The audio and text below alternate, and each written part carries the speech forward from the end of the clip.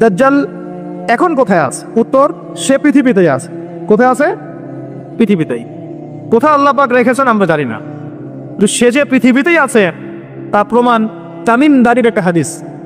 তামিম দারি রাদিয়াল্লাহু আনহু একটা দ্বীপের মধ্যে দাজ্জালকে বন্দী অবস্থায় দেখেছেন। দেখে নবীর কাছে এসে বলেছেন যে আমি এটা দেখেছি। নবী সাল্লাল্লাহু আলাইহি ওয়াসাল্লাম বলেছেন, আমি তোমাদেরকে যে দাজ্জাল সম্পর্কে সতর্ক করেছিলাম এটাই সেটা, সে বের হবে অচিরেই। এবং সেদিন সে বলেছিল যে এই বাইসানের খেজুর বাগানে খেজুর থাকবে না, এখন সেখানে খেজুর নাই। সে বলেছিল তাবারিয়া হ্রদে যখন পানি থাকবে না তখন আমি বের হব, এখন তাবারিয়া হ্রদে পানি নাই, সময় ক্লোজ। সে কোথা থেকে বের হবে? উত্তর, তার বের হওয়া সম্পর্কে তিনটা বর্ণনা পাওয়া যায়। এক, সে ইস্পাহান থেকে বের হবে। ইস্পাহান হচ্ছে ইরানের একটা জায়গা। কোন জায়গা? ইরানের একটা জায়গা, এবং সেখানে ইস্পাহান নামে একটা জায়গা আছে। এমন হতেই পারে যে ইরান এই জায়গাটুকু অচিরেই বা ভবিষ্যতে ইসরায়েলের অন্তর্ভুক্ত হয়ে যেতেও পারে। কেন? 1974 সালে আরব ইসরায়েল যুদ্ধের সময় কি সিরিয়ার ওই যে আপনার গোলান মালভূমি, মিশরের সিনাই উপত্যকা, এগুলো কি ইসরায়েলের অন্তর্ভুক্ত ছিল? পড়াশোনা করেছেন কিছু? এগুলো ইসরায়েলের অন্তর্ভুক্ত ছিল না, এগুলো মিশরের এবং সিরিয়ার ছিল। মাত্র 6 দিনে সে এই আরবদেরকে পরাজিত করে ওই জায়গাগুলো দখল করে ফেলেছে। মাত্র 6 দিনে।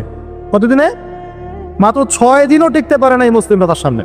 তো দেখুন, 6 দিনে এটা করতে পেরেছে 1974 সালেই, আর এখন তো 2022 চলছে। তো ইস্পাহানের ওই জায়গা যে ওর অন্তর্ভুক্ত হয়ে যাবে না, কে গ্যারান্টি দিবে? হতেও পারে। আর আপনারা ইরান ইসরায়েলের সম্পর্ক দাকুরাল দেখেন না? দাকুরাল সম্পর্ক কে জানে? আচ্ছা, আরেকটা বর্ণনা এসেছে সে বের হবে খোরাসান থেকে। খোরাসান মূলত এই জায়গাটুকুর মধ্যেই পড়ে যায়। আরেকটা হাদিসের মধ্যে আছে শাম এবং ইরাক, ইরাক এবং শাম। শাম মানে যে প্যালেস্টাইন, লেবানন, জর্ডান, এই পুরো জায়গাটার নাম শাম। এই অংশটুকুর মধ্য থেকে, এর মাঝখানে একটা রাস্তা থেকে দাজ্জাল মানুষের রূপে আত্মপ্রকাশ করে। তো দেখুন, সে পৃথিবীতে আসবে, 40 দিন শাসন করবে। এই 3টা জায়গার কথা এসেছে, এই 3টা জায়গার মধ্য থেকে সে বের হবে। কিভাবে হবে আল্লাহ ভালো জানেন। এবং সেটা হবে মানুষের রূপে। কার রূপে?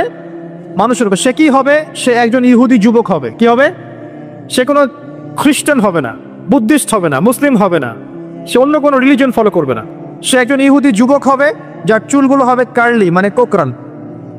কি হবে? চুলগুলো কোকরান। তার ফিজিক্যাল স্ট্রাকচার খুব শক্ত হবে, মানে স্ট্রংলি বিল্ড, খুব শক্তিশালী। এখন নবীজি বলছেন সে কাদেরকে নিয়ে বিশ্ব শাসন করবে? উত্তর, সে জিউসদেরকে নিয়ে বিশ্ব শাসন করবে। কাদেরকে নিয়ে? জিউস কারা? জিউস মানে শুধু ইহুদিরা নয়, এটা একটা ভুল ধারণা। ইহুদিদের মধ্যে এমন অনেক অর্থোডক্স ইহুদি আছে যারা প্যালেস্টাইনিদের অধিকারের পক্ষে কথা বলে, এমনও কিছু ইহুদি আছে। তাই সব ইহুদিকে আপনি খারাপ বলতে পারবেন না। কথা বুঝতে পারছেন? কিন্তু তাদের মধ্যে একটা দল আছে যাদেরকে আমরা বলি জায়োনিস্ট। তারা পশ্চিমাদের সাথে অ্যালায়েন্স করে সারা বিশ্বটাকে শাসন করছে আর কি। এই জায়োনিস্টরাই ইনশাআল্লাহ তাআলা, এটা আমার কনসেপ্ট, আমার গবেষণা, এরাই মসিহুদ দাজ্জালকে ফলো করবে ইনশাআল্লাহ, এবং তাদেরকে নিয়ে সে পুরো ওয়ার্ল্ডটাকে শাসন করবে। আর আপনি কনক্লুশন পেলেন কি? দাজ্জালের চেয়ে বড় কোনো ফিতনা নাই। সে মানুষের রূপে এখনো বের হয় নাই, কিন্তু পৃথিবীতে আছে, বের হবে। কোন কোন জায়গা থেকে তাও বলে দিলাম। পৃথিবীতে এসে সে কি করবে? এই ম্যাসাকার করবে, এবং সে তার অনুসারীদেরকে জান্নাত দিবে, যারা ফলো করবে না ওদেরকে ধ্বংস করে ফেলবে। এবং সে কাদেরকে নিয়ে শাসন করবে এটাও আপনাকে দেখিয়ে দিলাম। এখন আসেন, সে যাদেরকে নিয়ে ওয়ার্ল্ডটাকে শাসন করবে তাদের দিকে তো তাকিয়ে দেখি। আজকে থেকে 100 বছর আগে এই জায়নিস্ট বা জায়নিজমের সাথে যারা জড়িত, ইহুদিদের কি কোনো থাকার জায়গা ছিল? তারা কি প্যালেস্টাইনে ছিল?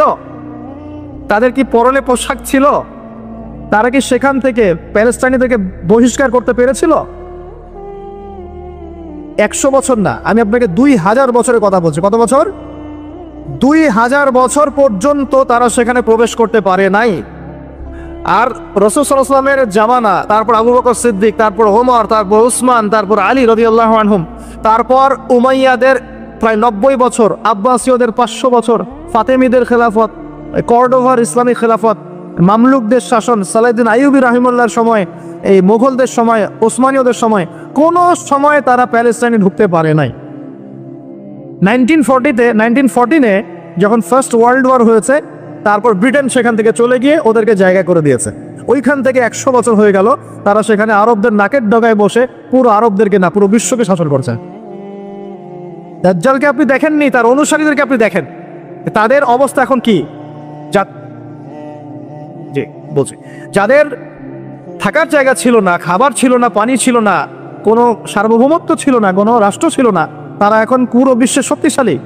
শুধু তাই নয়, যারা মিলিটারি অ্যাফেয়ার্স সম্পর্কে জানেন, যারা পলিটিক্স করেন, যারা আপনার অর্থনীতি বোঝেন, তারা আমার কথা বুঝবেন, অন্যরা হয়তো বুঝবে না। তারা সেখান থেকে সারা ওয়ার্ল্ডের ব্যাংকিং সিস্টেমগুলো নিয়ন্ত্রণ করে ফেলেছে। আপনি ওদের বাইরে যেতেই পারবেন না। এবং তারা ওদের ব্যাংকিং সিস্টেম দিয়ে সারা ওয়ার্ল্ডকে সুদখোর বানিয়েছে। সুদ ছাড়া কোনো লোন তারা দিবে না। একটা IMF এর লোনের জন্য কত চড়াই উতরাই পার করতে হয় আপনি জানেন না। ইকোনমিক্স পড়েন তাহলে বুঝবেন। এমনি এমনি দিবে না, সুদ ছাড়া তো দিবেই না। আর সুদটা আমাদের শোধ করতে হবে না, শোধ করতে হবে। তো এদের সিস্টেমটাই সুদভিত্তিক ইকোনমিক সিস্টেম। ফাইন্যান্সে যান, ফাইন্যান্স, পুরো ওয়ার্ল্ডের যে ফাইন্যান্সগুলো আছে এগুলো ওদের হাতে। মিডিয়াতে যান, সারা ওয়ার্ল্ডের বড় বড় মিডিয়াগুলো ওদের হাতে। আপনি পলিটিক্যাল দর্শনগুলোতে যান, পুরো ওয়ার্ল্ডে যে পলিটিক্যাল সিস্টেমগুলো চলছে এগুলো লঞ্চ ওরাই করেছে। খিলাফা নাই, ওই যে খলিফা খিলাফা এটা বাদ, এখন ওদের দর্শনগুলো চলছে। তারপরে কি, অস্ত্র শস্ত্রের দিকে যান, অস্ত্র শস্ত্র, সারা বিশ্বে যত মারণাস্ত্র, নিউক্লিয়ার ওয়েপেন্স এবং থার্মো নিউক্লিয়ার ওয়েপেন্স সবকিছু এখন ওদের কাছে। কয়টা মুসলিম কান্ট্রির কাছে নিউক্লিয়ার ওয়েপেন্স আছে বলেন? কয়টা মুসলিম কান্ট্রির কাছে আকাশ প্রতিরক্ষা ব্যবস্থা আছে, মিসাইলস আছে? উত্তর কোরিয়ার কাছে থাকলেও দেখা যায় যে তুরস্কের কাছে নাই। দেখবেন যে কি বলবো, চায়না, রাশিয়া ওদের কাছে থাকলেও আমাদের আরব কান্ট্রির কাছে নাই। তো দেখেন, ওয়ার্ল্ডকে এই জায়গা থেকে বোঝেন, বিশৃঙ্খলা করে না। দাজ্জালকে যদি বিশ্ব শাসন করতে হয়, আপনাকে যদি বিশ্ব শাসন করতে হয়, আমাকে যদি বিশ্ব শাসন করতে হয়, তাহলে আমাকে বিশ্বের মিডিয়া, প্রযুক্তি, ফাইন্যান্স, ইকোনমিক্স, পলিটিক্স নিয়ন্ত্রণ করতে হবে কি হবে না? সহজ কথা বলেন, হবে কি হবে না? হবে না? আপনার যদি ইকোনমিক কোনো পাওয়ার না থাকে, ডমিনেন্স না থাকে, আপনি কি সারা ওয়ার্ল্ডের ইকোনমি নিয়ন্ত্রণ করতে পারবেন? শ্রীলঙ্কা কি পারবে সারা বিশ্বের ইকোনমি নিয়ন্ত্রণ করতে? পারবে? বাট USA পারে, কারণ ডলার। কারণ কি? ডলার। বুঝতে পারছেন কথা? এই যে মালদ্বীপ কি পারবে সারা ওয়ার্ল্ডের মিডিয়া নিয়ন্ত্রণ করতে পারবে? পারবে না। বাট ইসরায়েল পারবে, বাট বিকজ ওর কাছে গুগল, অ্যাপল সব ওদের। তার মানে এক কথায়, ওয়ার্ল্ডকে রুল করতে হলে আপনার ওয়ার্ল্ডের বড় বড় জিনিসগুলোকে নিয়ন্ত্রণ করতে হবে না? দাজ্জাল না আসলেও তার অনুসারীরা এগুলো অলরেডি নিয়ন্ত্রণ করে ফেলছে। আমি কি এখন আপনাদেরকে বোঝাতে পারছি যে নূর বা আলো কি জিনিস? নূর অর্জন করলে আপনি এমন কিছু দেখবেন, এমন কিছু বুঝবেন যেটা সবাই বুঝবে না। কিন্তু একজন সাহাবীর নাম বলি, আনাস বিন নাজার। কি নাম? আনাস বিন নাজার রাদিয়াল্লাহু আনহু। তিনি উহুদের যুদ্ধের মাঠে কি করছেন আমি আপনাকে একটু দেখাই। একটা গুজব ছড়িয়ে পড়েছে যে মুশরিকরা মুহাম্মদ সাল্লাল্লাহু আলাইহি ওয়াসাল্লামকে নাকি হত্যা করেছে। নাউজুবিল্লাহ। কারণ উহুদের যুদ্ধে আমাদের নবীর এখানে আঘাত লেগেছে, এই যে ভ্রুর এই নিচে কড়া ঢুকে গেছিল, একটু পায়ের মধ্যে আঘাত পেয়েছিলেন, তারপর দাঁত মোবারক শহীদ হয়ে গিয়েছিল। আব্দুল্লাহ বিন কামিয়া নামে এক লায়নাহুল্লাহ, এক মুশরিক নবীজিকে আঘাত করেছিলেন। ঠিক আছে, তো একটা গুজব ছড়িয়ে পড়েছিল যে মুশরিকরা মুহাম্মদ সাল্লাল্লাহু আলাইহি ওয়াসাল্লামকে হত্যা করেছে। নাউজুবিল্লাহ। তখন অনেক সাহাবী অস্ত্র ফেলে দিয়ে বসে যান, যে নবী নাই আমরা যুদ্ধ করে কি করব? কথা বুঝতে পারছেন? তারা হাতে হাত রেখে বসে আছে। এখন এই আনাস বিন নাদর রাদিয়াল্লাহু আনহু তিনি বলছেন, কি হয়েছে তোমাদের, সমস্যা কি? তখন সাহাবীরা বলছেন, মুহাম্মদ সাল্লাল্লাহু আলাইহি ওয়াসাল্লাম তো শহীদ হয়েছেন, ইন্তেকাল করেছেন, আমরা যুদ্ধ করে কি করব? তখন আনাস বিন নাদর রাদিয়াল্লাহু আনহু বলছেন যে মুহাম্মদ সাল্লাল্লাহু আলাইহি ওয়াসাল্লাম যদি নিহত হয়ে থাকেন, তাহলে আমরা আর বেঁচে থেকে কি করব? চলো আমরা যুদ্ধ করে শহীদ হয়ে যাই, আমরা এখানে বেঁচে থেকে কি করব? তখন তিনি ছুটছেন ঘোড়া নিয়ে। আর সাদ বিন মুয়াজ নামে একজন সাহাবী। কোন সাহাবী? সাদ বিন মুয়াজ। এই সাহাবী বলছেন যে তুমি কোথায় ছুটছো? তখন আনাস বিন নাদর রাদিয়াল্লাহু আনহু বলছেন, আল্লাহর কসম করে বলছি, আমি উহুদ পাহাড়ের পিছন থেকে জান্নাতের ঘ্রাণ পাচ্ছি। কে বলছে এই কথা? আনাস বিন নাদর রাদিয়াল্লাহু আনহু। তিনি ছুটে গেলেন, গিয়ে বীর বিক্রমে যুদ্ধ করলেন। পরে তিনি যখন শহীদ হয়েছেন, তার লাশটাকে চেনাই যাচ্ছে না। তার লাশের মধ্যে 80টার বেশি তরবারের আঘাত ছিল। কতটা? পরে হাতের নখ, তার বোন যুদ্ধ শেষে হাতের নখ দেখে তাকে শনাক্ত করেছেন, ইনি আনাস বিন নাদর রাদিয়াল্লাহু আনহু। সবাই সবকিছু দেখবে না, সবাই সবকিছু শুনবে না।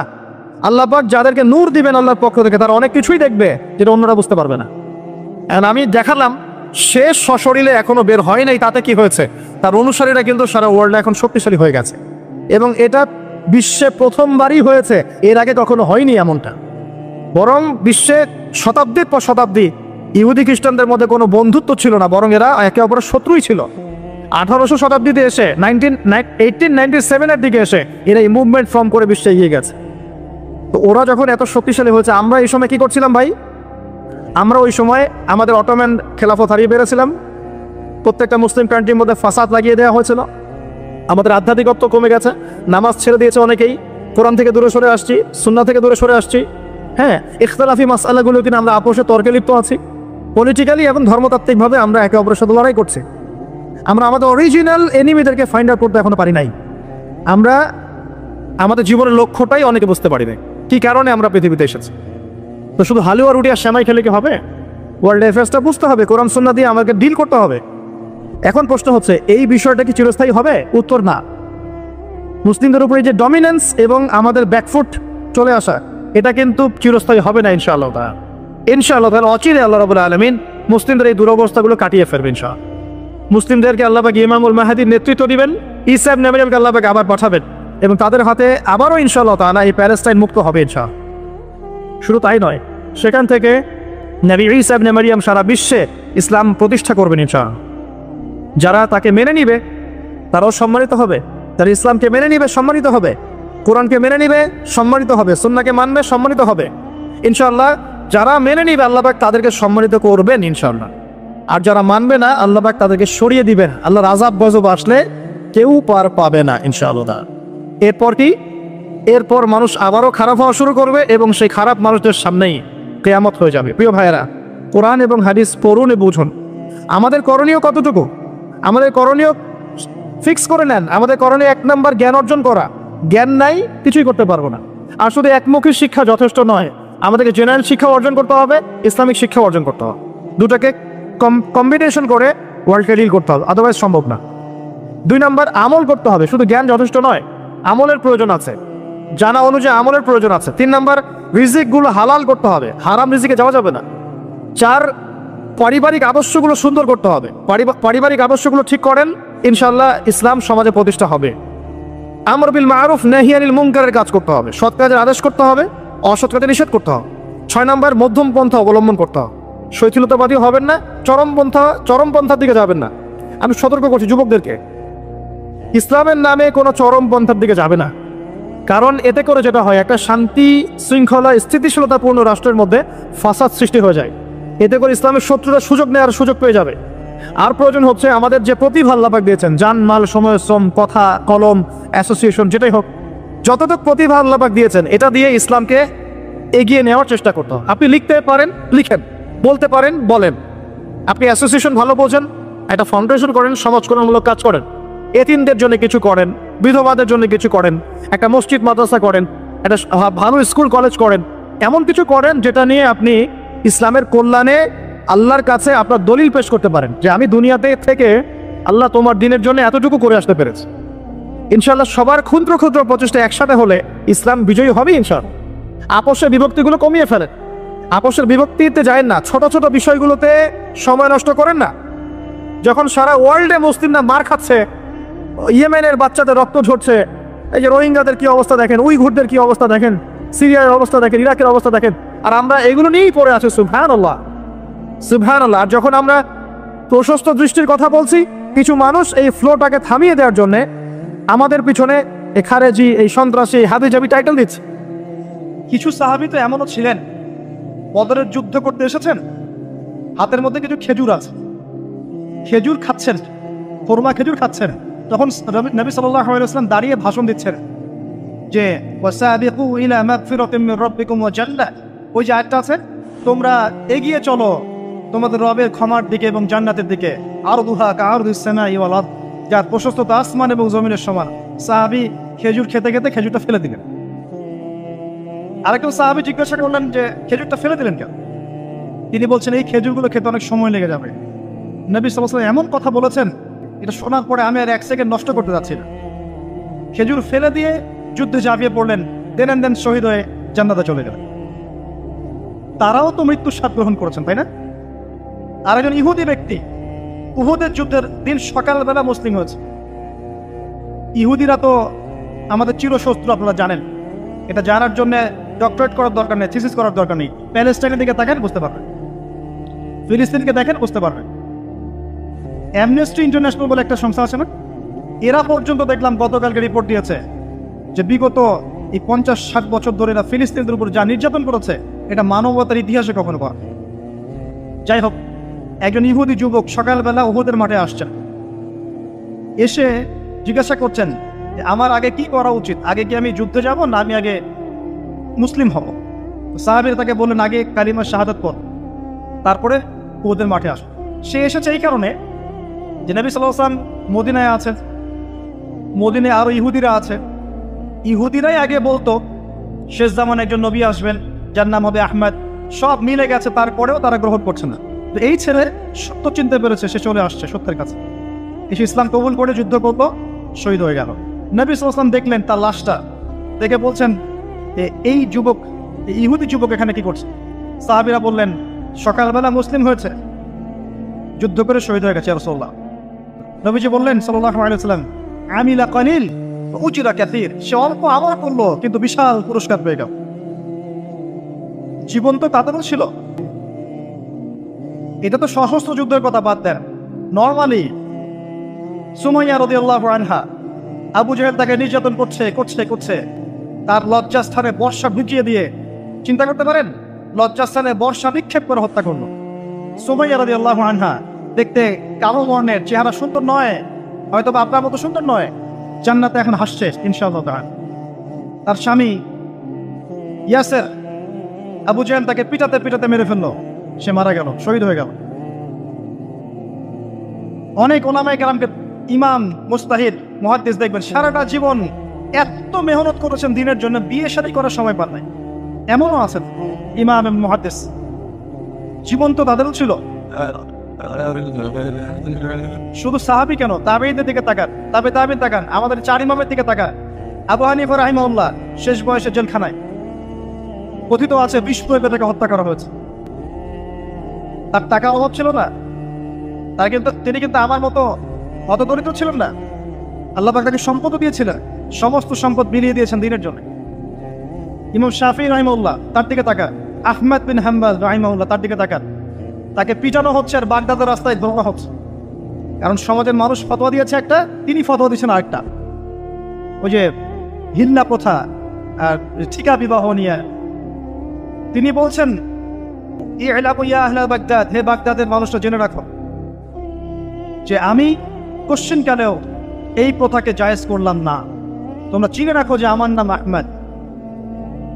জীবন তাদেরও ছিল। ইমাম মালিক রাহিমাহুল্লাহ, তাকে এত মার দেওয়া হয়েছিল, হাত বাঁধতে পারতেন না নামাজের মতো, নামাজে হাত বাঁধতে পারতেন না। সাহাবীদের থেকে নেন, তাবেঈ থেকে নেন, তাবেঈ থেকে নেন, মুজতাহিদ ইমাম থেকে নেন, দুনিয়ার জীবন তারাও কিন্তু ভোগ করেছেন আর আমরাও ভোগ করছি।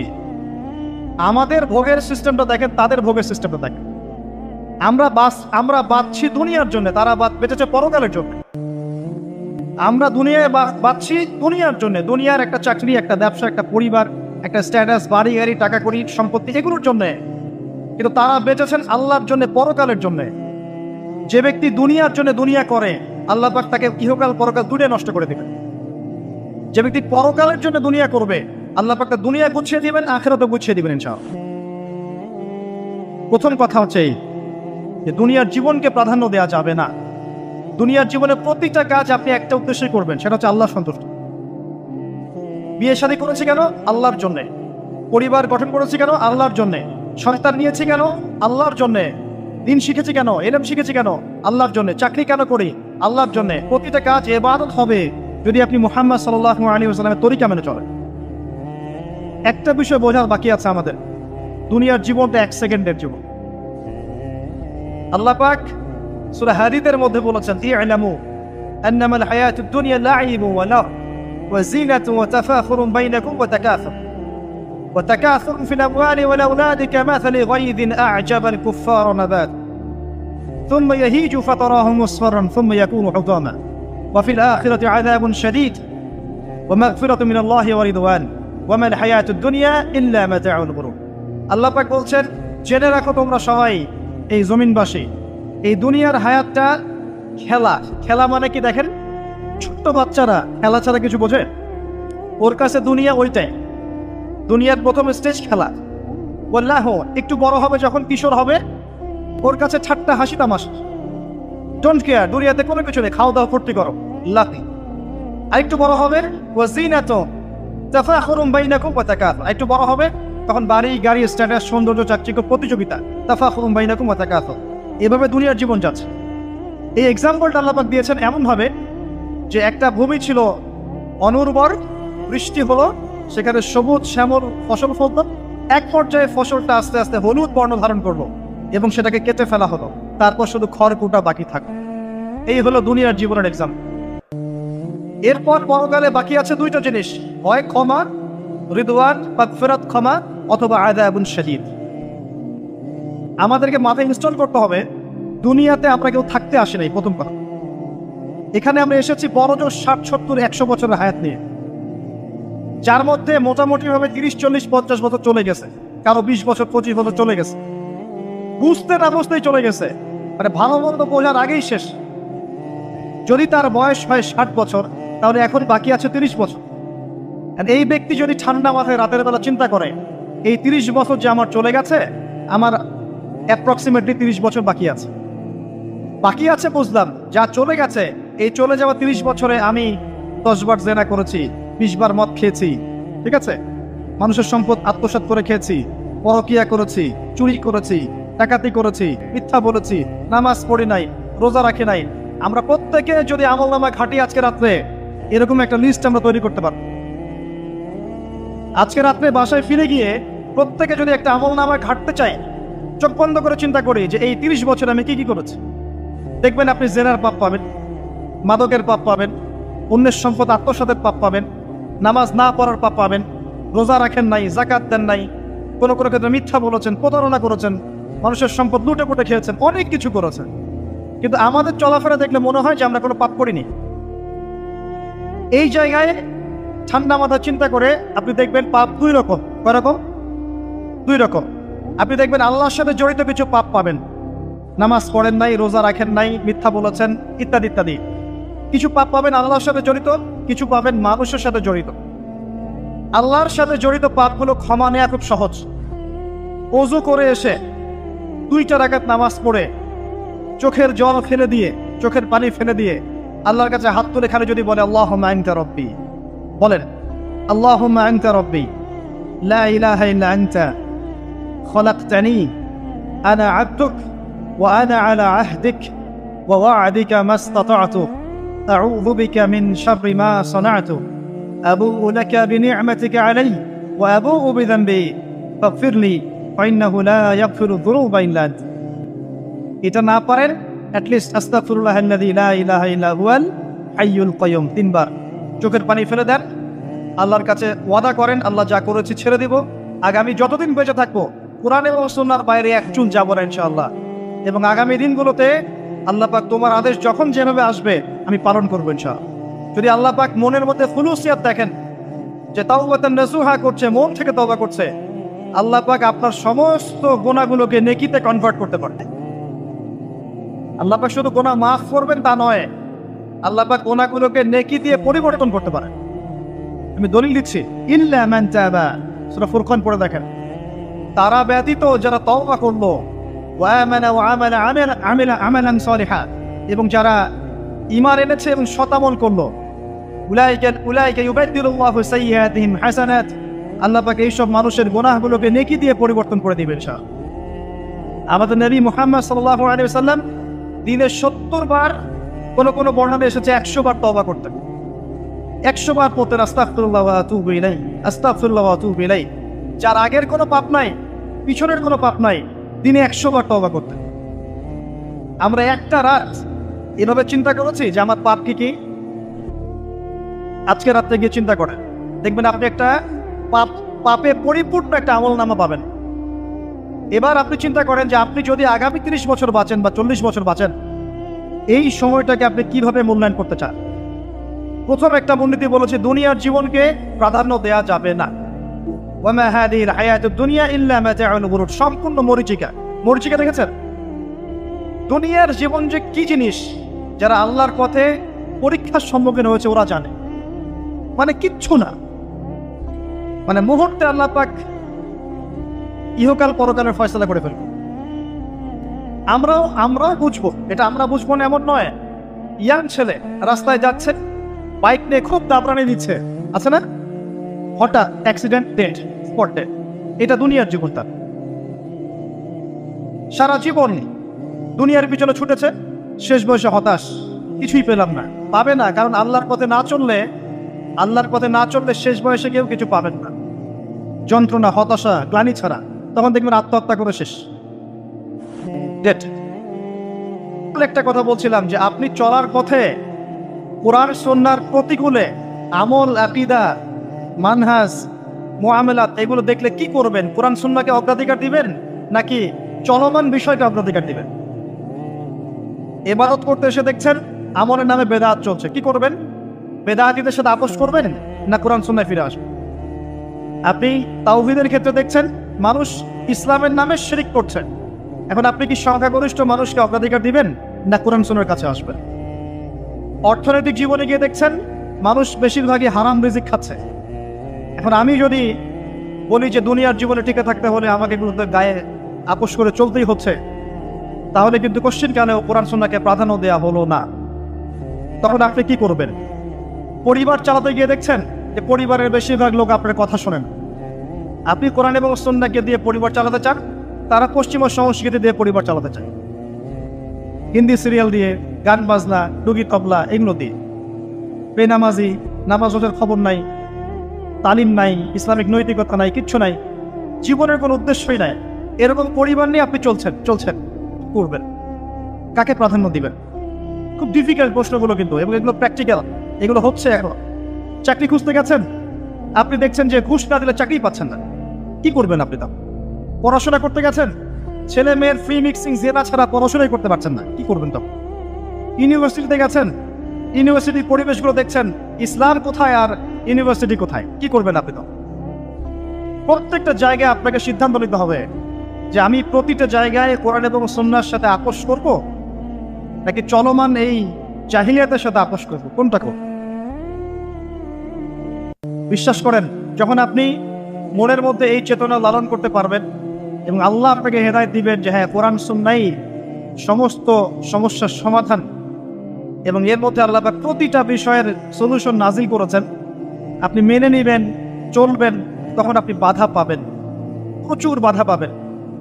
প্রথম বাধা পাবেন আপনার পরিবার থেকে, এরপরে বাধা পাবেন আপনার সমাজ থেকে, বাধা পাবেন ধর্ম নেতাদের থেকেও, পরবর্তীতে বাধা পাবেন ফেরাউন নমরুদদের থেকে। কি করবেন? ডিসিশনগুলো খুব ইম্পর্টেন্ট, কারণ মনে রাখবেন কবরে 3টা প্রশ্ন হবে।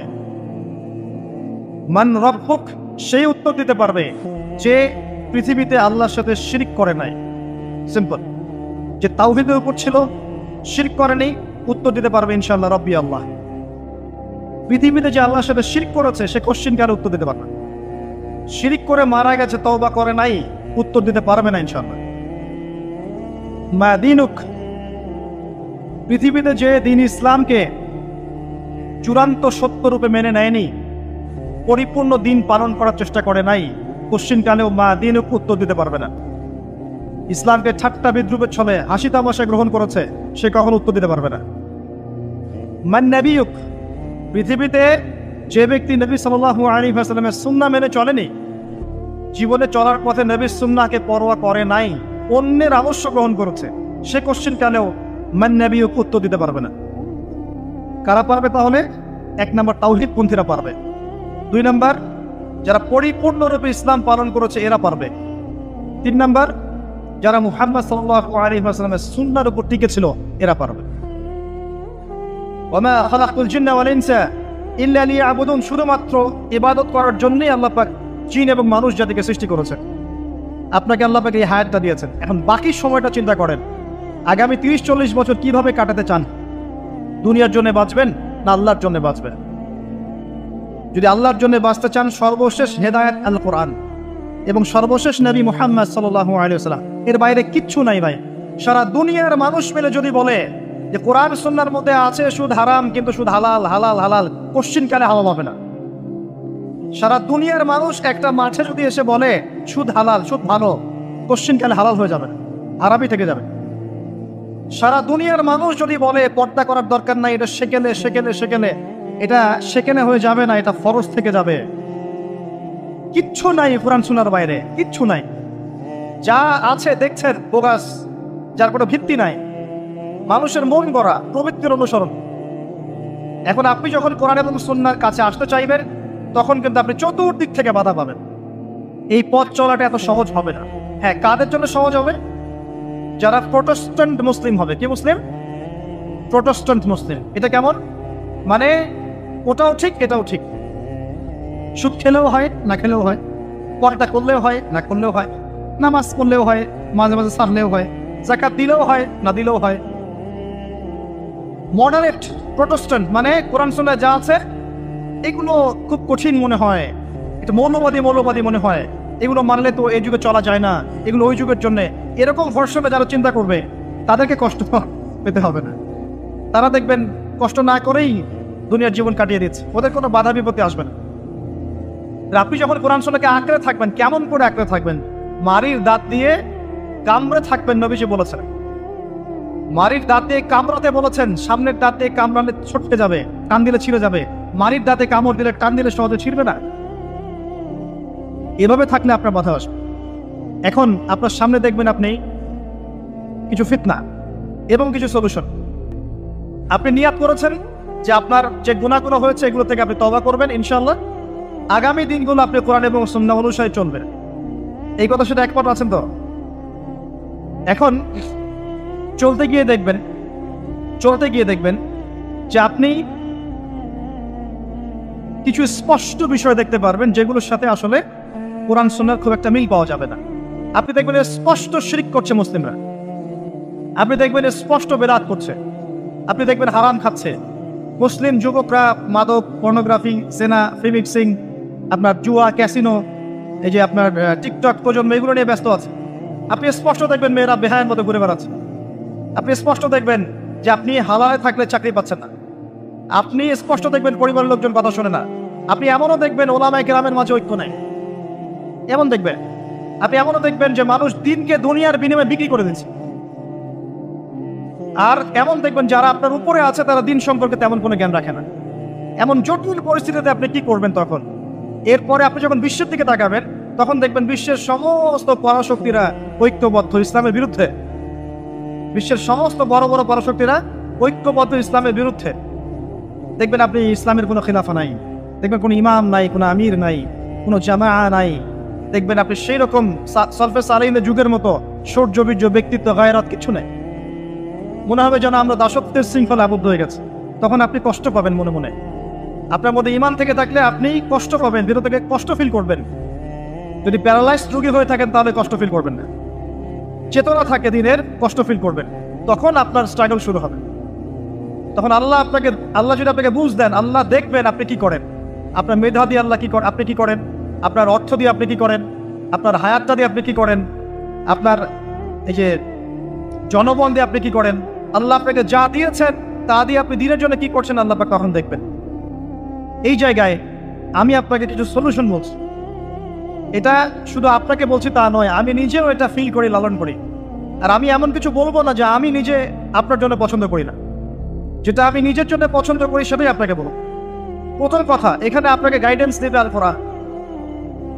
এরকম সিচুয়েশনে আপনাকে পথ দেখাবে অনলি আল কোরআন, এরপর নবী সাল্লাল্লাহু আলাইহি ওয়াসাল্লামের হাদিস। এখানে আপনার দায়িত্ব আসবে প্রথমত কোরআন পড়া শিখতে হবে। প্রথম কাজটা কি ভাই? কোরআন পড়া শিখতে হবে, তেলাওয়াত শিখতেই হবে, নিয়মিত তেলাওয়াত করতে হবে। একটা দিন যাবেন আপনার জীবনে যে কোরআন তেলাওয়াত আপনি করেন না, ইনশাআল্লাহ। বেশি থেকে বেশি করবেন, বেশি থেকে বেশি।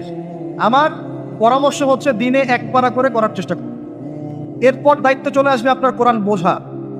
আপনি কিছু অংশ মুখস্থ করবেন, হিফজ করবেন, অর্থটা বোঝার চেষ্টা করবেন, কোরআনের ভাষাটা শেখার চেষ্টা করবেন। এর সবকিছু আপনি বুঝতে পারবেন না, তখন কি করবেন? আলেম ওলামার কাছে যাবেন, তাদের সোহবতে গিয়ে পড়ে থাকবেন।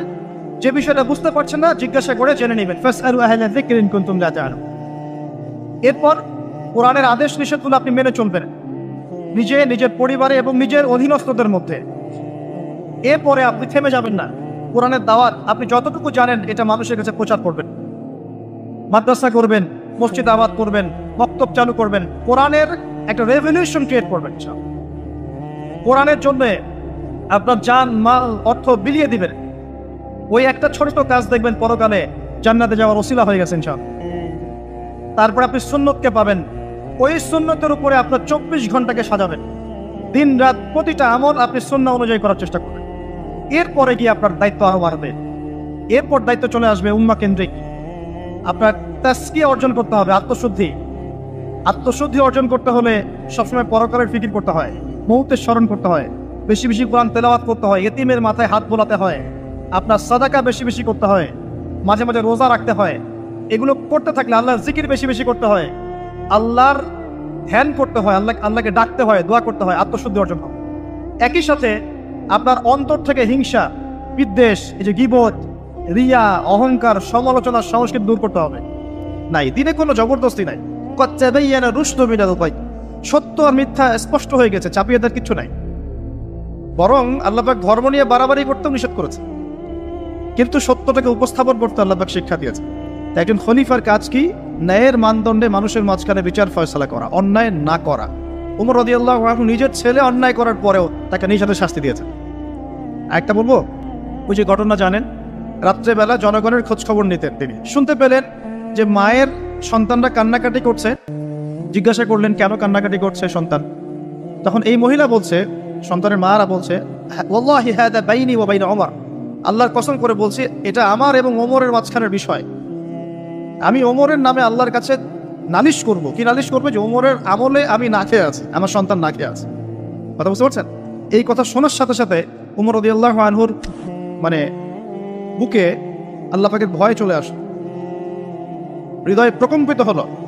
প্রকম্পিত হওয়ার পর তিনি নিজে চলে গেলেন মদিনায়, যেটাকে বলি আমরা বাইতুল মাল, রাষ্ট্রীয় সম্পদ যেখানে থাকতো ওটাকে বাইতুল মাল বলা হতো।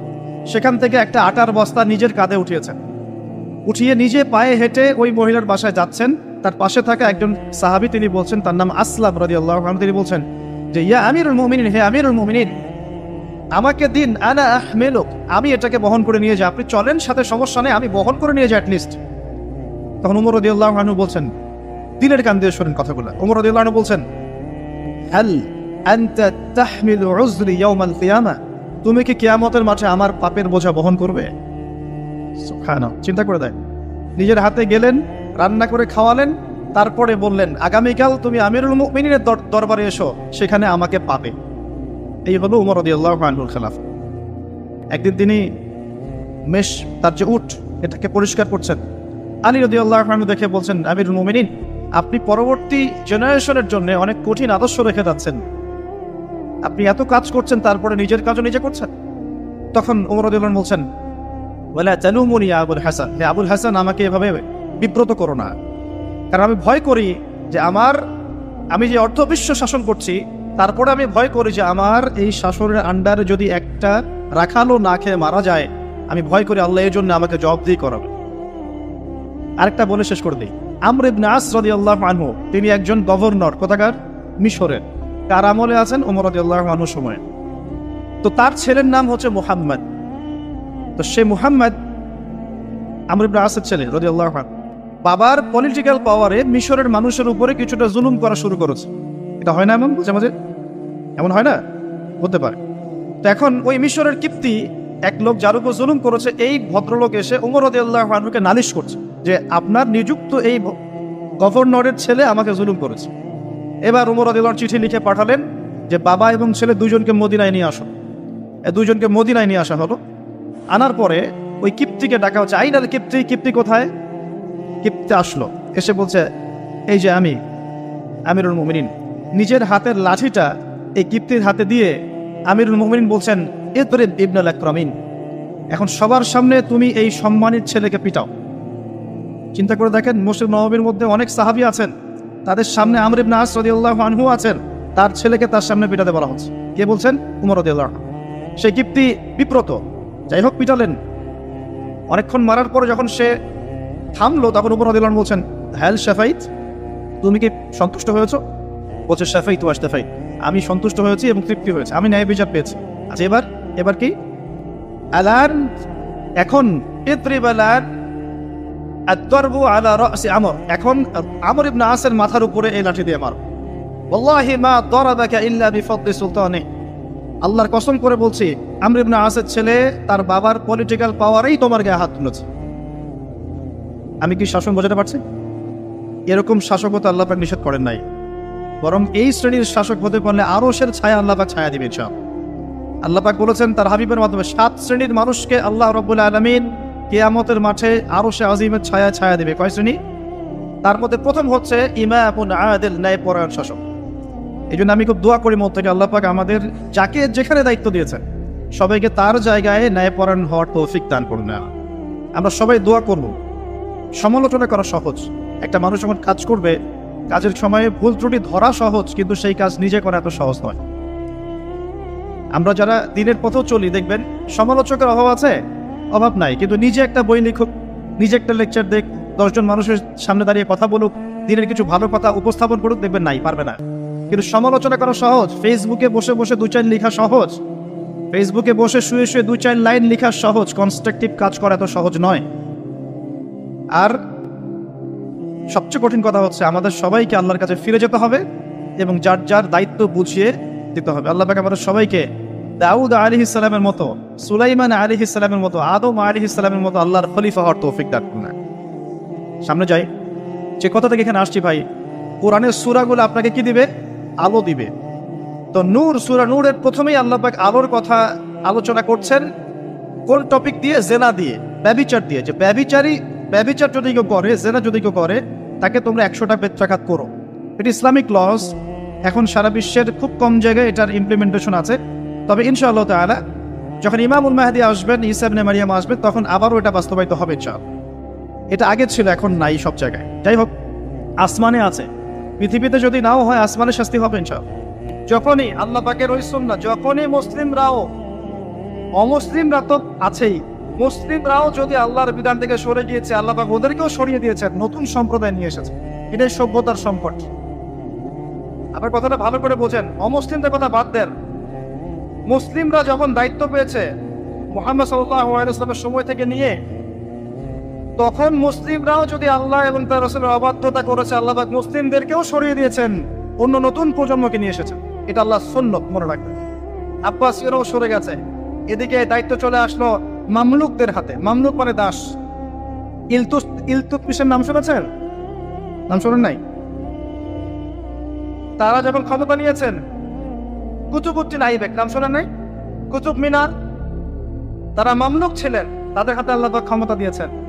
মিশরের এই মামলুকরা বিশ্ব চালিয়েছে কিছুদিন, কর্ডোভার মুসলিমরা শাসন করেছে কিছুদিন, মাঝখান থেকে ফাতেমিরা খেলাফত নিয়েছিল কিছুদিন। তারপরে যখন চতুর্মুখী ক্রুসেডগুলো হচ্ছিল, ক্রুসেডারদের আক্রমণ বেশি হচ্ছে, মঙ্গোলিয়ানদের আক্রমণ বেশি হচ্ছে, তখন আল্লাহ পাক উসমানীয় খেলাফত নিয়ে এসেছেন। এই যে দেখছেন না কুরুলুস উসমান, দেখেছেন না কুরুলুস? তারপরে যে আর্তুগুল দেখেছেন না? এগুলো হিস্ট্রি পড়বেন। আর্তুগুল গাজীর ছেলে কুরুলুস। কুরুলুস তো বীরত্বের কথা। উসমান গাজী, তার হাত ধরে অটোমান এম্পায়ার প্রতিষ্ঠা হয়েছে। কত বছর শাসন করেছে তারা? কত বছর?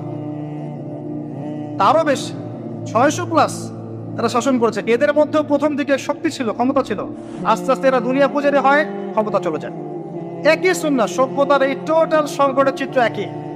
যখনই মানব জাতি আল্লাহর বিধান মেনেছে, রাসূলের আনুগত্য করেছে, আল্লাহর দেখানো পথে চলেছে, আল্লাহ দুনিয়াতে সম্মান দিয়েছেন, পরকালে জান্নাত দিয়েছেন। আর যখনই কোনো জাতি হোক, সেটা মুসলিমরাও, যখনই আল্লাহর বিধান মানে নাই, রাসূলকে মানে নাই, প্রবৃত্তির আনুগত্য করেছে, তখন আল্লাহ রাব্বুল আলামিন তাদেরকে সরিয়ে দিয়েছে।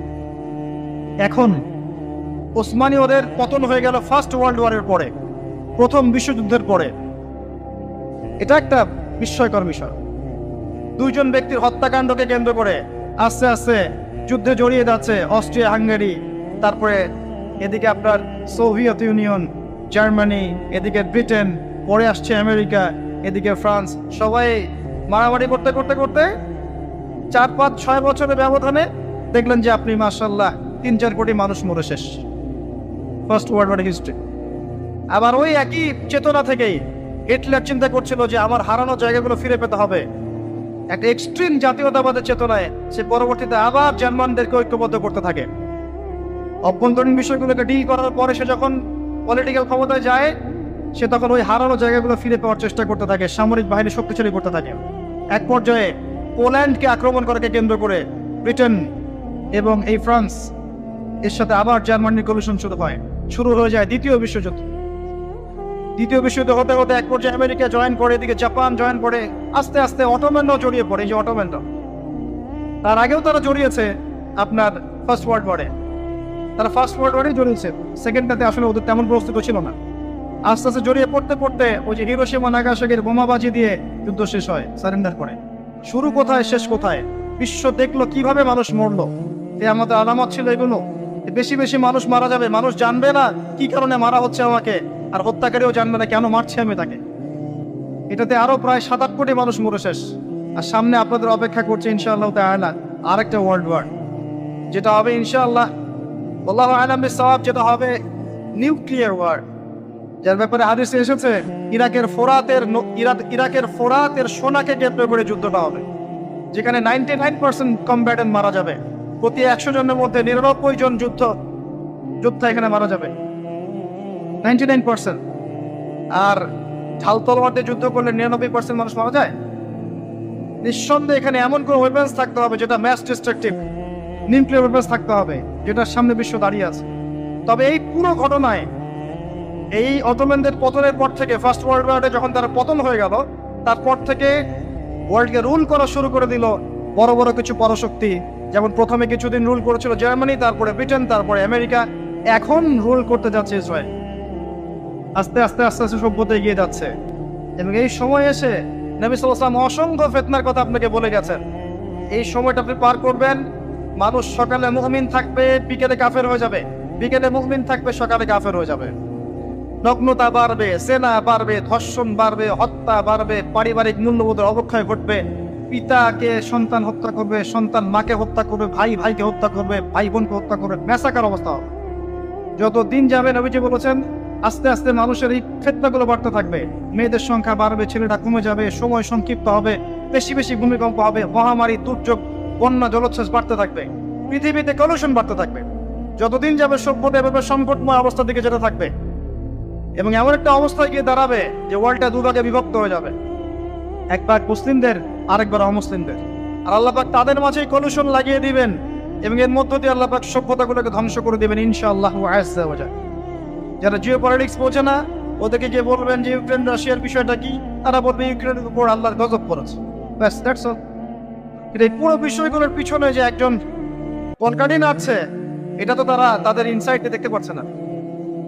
ফার্স্ট ওয়ার্ল্ড ওয়ারের পরে সবার ক্ষতি হয়েছে, একটা রাষ্ট্রের লাভ হয়েছে। কে তারা? যাদের কোনো ল্যান্ড ছিল না, 2000 বছর উদ্বাস্তুর মতো ঘুরেছে। প্রথম বিশ্বযুদ্ধের পরে এই ওয়ার্ল্ডের সিম্পেথি নিয়ে জেরুজালেম দখল করে ফেলেছে। আমাদের বাদেরকে, বোনদেরকে নির্বিচারে হত্যা করেছে, ধর্ষণ করেছে, ভাইদেরকে বের করে দিয়েছে, আমাদের জমি তারা দখল করে নিয়েছে। ব্যাপারটা অনেকটা এমন যে আমার ঘরে একটা মেহমান এসেছে, দরজা নক করছে, আমি দরজা খুলে দিলাম, বললাম আসেন ভিতরে বসেন, নাস্তা করেন, চা খান। তারপরে সে জোর করে আমাকেই বের করে দিল, দিয়ে দরজা বন্ধ করে দিল। দরজা বন্ধ করে দিয়ে আমি এখন দরজা বাইরে থেকে নক করছি, আমার ঘর আমাকে ফেরত দেন, আর সে বলছে এ হচ্ছে সন্ত্রাসী, আমার ঘর ফেরত চাচ্ছে। এবং সারা ওয়ার্ল্ডের যত মেইন বিষয়গুলো আছে, আপনার পলিটিক্স বলেন, ইকোনমিক্স বলেন, জিও পলিটিক্স বলেন, আপনার ফাইন্যান্স বলেন, মিডিয়া প্রযুক্তি বলেন, অস্ত্রশস্ত্র বলেন, সব কিছু সে নিয়ন্ত্রণ করছে সেই শুরু থেকে। তারপর সেকেন্ড ওয়ার্ল্ড ওয়ারে পরে সে আরো শক্তিশালী হচ্ছে। প্রথমে ব্রিটেনের হাত ধরে, পরে আমেরিকার হাত ধরে। এখন সে তার সর্বোচ্চ শক্তিটা প্রয়োগ করবে ইনশাআল্লাহ দেখে নিয়ে, এবং আস্তে আস্তে সে আরো এত শক্তিশালী একটা জায়গায় আসবে যে তাকে ডমিনেট করা আর কারো পক্ষে পসিবল হবে না।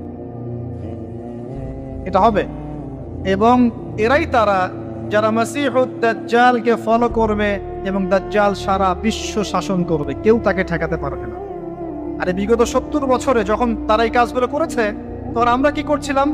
আমরা ওই যে একে অপরের ভুল ধরছিলাম, আমরা একে অপরের বিরুদ্ধে নিচ্ছিলাম, একে অপরকে আমরা আন্ডারস্টিমেট করছিলাম, আমরা হালুয়া খাচ্ছিলাম, কিছু কিছু সময় জিলাপি খরমা খাচ্ছিলাম। হ্যাঁ, আমরা একে অপরে কাদা ছড়াছড়ি করতে করতে সময় নষ্ট করেছি। বিভিন্ন চেতনা স্লোগান দিয়ে দিয়ে আমরা আস্তে আস্তে সময়গুলো নষ্ট করেছি, এবং এই সময়গুলোতে ইসলামের শত্রুরা কত উঁচুতে চলে গেছে আপনি কল্পনা করতে পারেন। এখন সামনে কি? সামনে আগে এগুলোর ফল ভোগ করার জন্য প্রস্তুতি গ্রহণ করা।